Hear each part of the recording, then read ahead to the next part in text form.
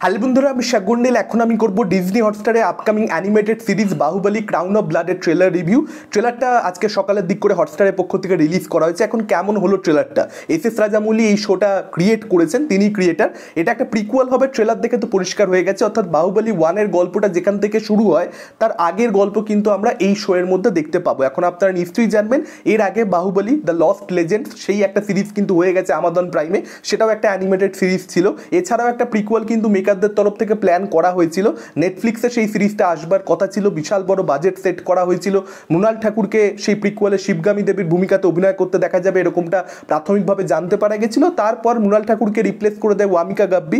In fact সে কিন্তু action দৃশ্যের জন্য অলরেডি প্রিপারেশন নেওয়া শুরু করে দিয়েছিল, তার ট্রেনিং হচ্ছিল শোর্ট ফাইটিংয়ের, কিন্তু তার পরবর্তীতে সেই শোটা শেলফড হয়ে যায়। ট্রেলার দেখে গল্প সম্পর্কে যেটা বুঝতে পারছি, অমরেন্দ্র বাহুবলী এবং বল্লাল দেব, যাদেরকে আমরা একে অপরের শত্রু হিসেবে দেখতে পেয়েছি পার্ট 1 এবং পার্ট 2 এর মধ্যে, যদিও অমরেন্দ্র বাহুবলী শত্রু মনে করতো না বল্লাল দেবকে, সেটা আলাদা কথা, কিন্তু দুজনের মধ্যে আমরা একটা টাসেল দেখতে পেয়েছি, কনফ্লিক্ট দেখতে পেয়েছি। কিন্তু এই সিরিজের মধ্যে আমরা দেখতে পাবো তাদেরকে একে অপরের পাশে থেকে লড়াই করতে মহিষ্মতিকে বাঁচানোর উদ্দেশ্যে, কারণ মহিষ্মতিতে অ্যাটাক করছে বা মহিষ্মতিকে ক্যাপচার করতে চাইছে এখানে একজন ভিলেন, যে ক্যারেক্টারটার নাম হচ্ছে রক্তদেব। এবং রক্তদেব শুধুমাত্র যে মহিষ্মতিকে ক্যাপচার করতে চাইছে তা নয়, মহিষ্মতিকে সে ইতিহাসের পাতা থেকে সম্পূর্ণরূপে মুছে দিতে চাইছে। এখন গল্পটার মধ্যে যেটা এক্স ফ্যাক্টর, সেটা হচ্ছে শত্রুপক্ষের যে সেনাবাহিনীর প্রধান বা কমান্ডার যাকে আমরা বলি, সেটা কিন্তু এখানে কাটাপ্পা। এখন সেটাই কিন্তু সবচেয়ে বেশি আলোচনা সৃষ্টি করবে দর্শকদের মধ্যে, যে কাটাপ্পা কেন মহিষ্মতির বিরুদ্ধে। এমনিতে ট্রেলারটা আমার ডিসেন্ট মনে হয়েছে, গল্প সম্পর্কে খুব বেশি কিছু রিভিল করে দিচ্ছে না, একটা আইডিয়া ডেফিনেটলি দিচ্ছে যে কি নিয়ে হবে না হবে, তবে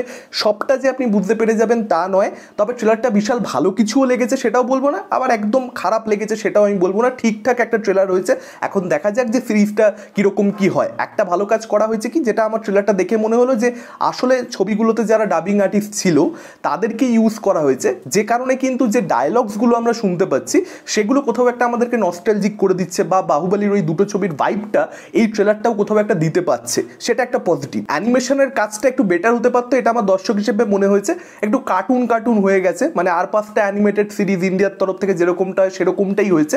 বাহুবলীর থেকে এক্সপেকটেশন অনেকটা বেশি থাকে, এই কথাটা বলা যেতে পারে। তবে হ্যাঁ, এস রাজামৌলি যেহেতু এই শো এর ক্রিয়েটার, এবং দ্য লেজেন্ড অফ হনুমান, যেটা খুব ভালো কাজ আমি শুনেছি, আমার নিজের দেখা নেই, সেই কাজটার মেকাররা যেহেতু যুক্ত, তারা যেহেতু কোলাবোরেট করেছে, তো আশা রাখা যেতে পারে যে হয়তো ভালো কিছুই তারা অডিয়েন্সকে অফার করবে। বাহুবলী ফ্র্যাঞ্চাইজির যে এত পপুলারিটি বা এত ফেম, তাদের যে এত অডিয়েন্স, সেটাকে এনক্যাশমেন্ট করা হবে না, এই এক্সপেকটেশনটা রাখতে পারি। তবে হ্যাঁ, গল্পটা যেরকমটা দেখা যাচ্ছে এই ট্রেলারটার মধ্যে, সেটা কিন্তু কোথাও একটা ভয় পাওয়াচ্ছে, বা সেটা কোথাও একটা চিন্তায় ফেলছে। কারণ কাটাপ্পা একটা এমন ক্যারেক্টার যাকে আমরা খুব পজিটিভ নোটে দেখতে পেয়েছি দুটো ছবির মধ্যে, আমাদের সকলের খুব পছন্দের ক্যারেক্টার। এখন তাকে আমরা প্রিকুয়ালে দেখতে পাচ্ছি যে সে কাইন্ড অফ ভিলেন ছিল, একটা তার মধ্যে নেগেটিভ শেড আনা হচ্ছে, যে সে মহিষ্মতিকে অ্যাটাক করেছিল শত্রুপক্ষের হয়ে, কমান্ডার হয়ে তাদের। সেই জিনিসটা কতটা ভালোভাবে এখানে পুল অফ করতে পারবে মেকাররা, মানে গল্পের মধ্যে দম থাকতে হবে, যেটা দেখাতে চাই সেটাকে কনভিনসিংলি দেখাতে হবে। আদারওয়াইজ কিন্তু জিনিসটা কোথাও একটা প্রবলেমেটিক হতে পারে। তার কারণ আমাদের তো একটা এক্সপিরিয়েন্স রয়েছে বাহুবলী পার্ট 1 বাহুবলী পার্ট 2 কে নিয়ে, দুটো ছবিকে কেন্দ্র করে রাজামৌলির। সেই দুটো ছবির যে এক্সপিরিয়েন্স, সেটা যেন নষ্ট না হয়ে যায় এই প্রিকুয়ালটার জন্য। কিংবা এখানে যে আমরা দেখতে পাচ্ছি যে অমরেন্দ্র বাহুবলী এবং বল্লাল দেব তারা একসঙ্গে পাশাপাশি থেকে লড়াই করবে মহিষ্মতিকে বাঁচানোর উদ্দেশ্যে, এবার সেটা করতে গিয়ে যদি প্রচণ্ড পজিটিভ নোটে দেখিয়ে দেওয়া হয় এখানে বল্লাল দেবের ক্যারেক্টারটাকে, সেক্ষেত্রে বাহুবলী পার্ট 1 বাহুবলী পার্ট 2 এর মধ্যে বল্লাল দেবের যে প্রেজেন্টেশন ছিল, সেই ক্যারেক্টারটা যে এক্সপিরিয়েন্সটা আমাদেরকে প্রোভাইড করতে পেরেছিল, সেটা নষ্ট হয়ে যাওয়ার কোথাও একটা সম্ভাবনা তৈরি হচ্ছে।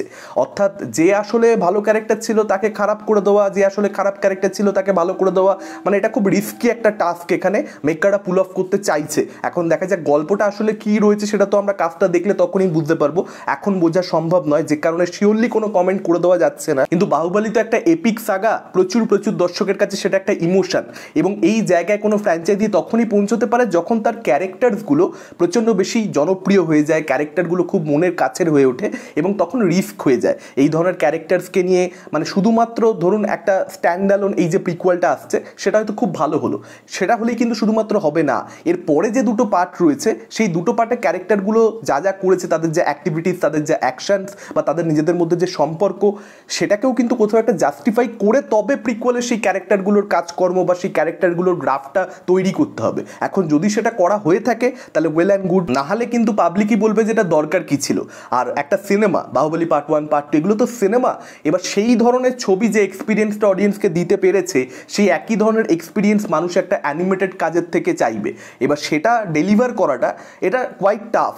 এখন দেখা যাক কীরকম কী হয় আফটার অল কাজটা। আপনাদের কীরকম কী লেগেছে, আপনাদের ডেফিনেটলি মতামতটা সবচেয়ে বেশি ইম্পর্টেন্ট। আপনারা ভালো বললে ডেফিনেটলি অনেকে এরকমটা বলা বলি করছে যে এই সিরিজটা যদি সফল হয় সেক্ষেত্রে হয়তো বাহুবলী পার্ট 3 আনবার কথা রাজামৌলি ভাববেন। এখন আমি জানি না, এটা অনেকে বলা বলি করছে, কিন্তু এটার মধ্যে আদৌ কোনো সত্যতা আছে বা আদৌ কোনো যুক্তি আছে কিনা, সত্যতা পরের কথা। এই কথাটার কি কোনো যুক্তি রয়েছে? যদি প্রিকুয়াল হয় তাহলে মানে প্রিকুয়াল সফল হলে পার্ট 3 আসবে, পার্ট 3 আসবার সত্যিকারের কি কোনো জায়গা ছিল বাহুবলী পার্ট 2 এর এন্ডিংয়ে? জানি না। যদি রাজামৌলি পরবর্তীতে কোনদিন ভাবেন, দেখা যাক কি হয় না হয়। আপনাদের মতামত অবশ্যই কমেন্ট করে জানাবেন। এই ভিডিওটা ভালো লাগলে লাইক করতে পারেন, শেয়ার করতে পারেন। আমাদের চ্যানেল নতুন হলে চ্যানেলটাকে অবশ্যই সাবস্ক্রাইব করতে পারেন। আজকের মতন টাটা, চোখ রাখুন পরবর্তী ভিডিওতে।